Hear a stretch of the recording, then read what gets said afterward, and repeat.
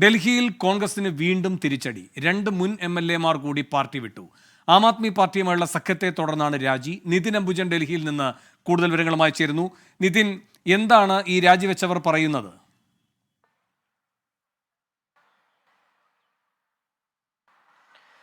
വേണു, ലോക്സഭാ തെരഞ്ഞെടുപ്പ് അടുത്തിരിക്കെ ഡൽഹിയിൽ കോൺഗ്രസ് സംബന്ധിച്ച് കനത്ത തിരിച്ചടിയാണ് ഉണ്ടായിരിക്കുന്നത്. മുൻ MLA-മാരായ നീരജ് ബസോയ, അതോടൊപ്പം തന്നെ നസീബ് ഖാൻ എന്നിവരാണ് രാജിവെച്ചിരിക്കുന്നത്. പ്രധാനമായും രാജിയിൽ ഉന്നയിക്കുന്ന കാര്യം ആം ആദ്മി പാർട്ടിയുമായുള്ള സഖ്യമാണ് രാജിവെക്കാൻ കാരണമെന്നാണ് വ്യക്തമാക്കിയിരിക്കുന്നത്. വിവിധ അഴിമതികളിൽ ഇപ്പോൾ ആം ആദ്മി പാർട്ടി മുങ്ങിയിരിക്കുകയാണ്. പ്രധാനപ്പെട്ട നേതാക്കളായ അരവിന്ദ് കെജ്രിവാൾ, മനീഷ് സിസോദിയ, സത്യേന്ദർ ജെയിൻ ഉൾപ്പെടെയുള്ള നേതാക്കൾ ജയിലിലാണ്. പല അഴിമതി കേസുകൾ ഇപ്പോൾ അന്വേഷണം നടന്നുവരുന്നുണ്ട്. ഡൽഹി ജൽ ബോർഡ് ഉൾപ്പെടെയുള്ള സംഭവങ്ങളിൽ ഇപ്പോൾ അന്വേഷണം നടന്നുവരികയാണ്. ഇത്തരമൊരു അഴിമതി പാർട്ടിയുമായുള്ള സഖ്യം അത് തിരിച്ചടി ഉണ്ടാകും.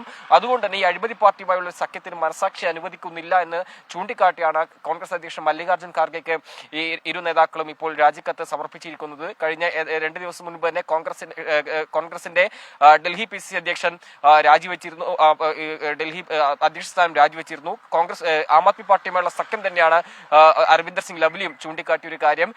അതായത് ഇന്ത്യ സഖ്യത്തെ സംബന്ധിച്ച് ഇപ്പോൾ കൂടുതൽ വെട്ടിലാക്കുന്ന ഒരു നിലപാടാണ് ഇപ്പോൾ കോൺഗ്രസിന്റെ മുതിർന്ന നേതാക്കളിൽ അടക്കം സ്വീകരിച്ചിരിക്കുന്നത്. കാരണം ഇന്ത്യ സഖ്യം ഒരുമിച്ച് സീറ്റ് വിഭജന ചർച്ചകൾ നടത്തി അതിനുശേഷം ഇപ്പോൾ പ്രചരണമായി മുന്നോട്ട് പോകുന്നതിനിടയിലാണ് സഖ്യം ആം ആദ്മി പാർട്ടിയുമായുള്ള സഖ്യത്തെ ചൊല്ലി ഇപ്പോൾ വലിയ ഭിന്നത കോൺഗ്രസിനകത്ത് തന്നെ രൂപപ്പെട്ടിരിക്കുന്നത്.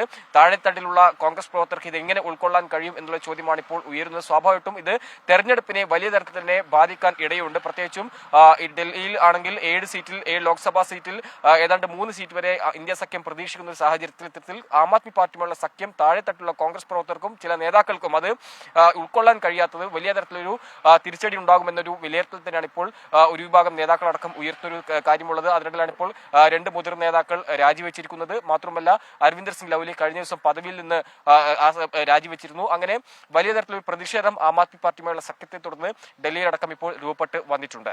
ശരി, ആപ് സഖ്യത്തെ ചൊല്ലി ഡൽഹി കോൺഗ്രസിൽ രാജി തുടരുന്നു. നിതിൻ അംബുജനാണ് വിവരങ്ങൾ നൽകി.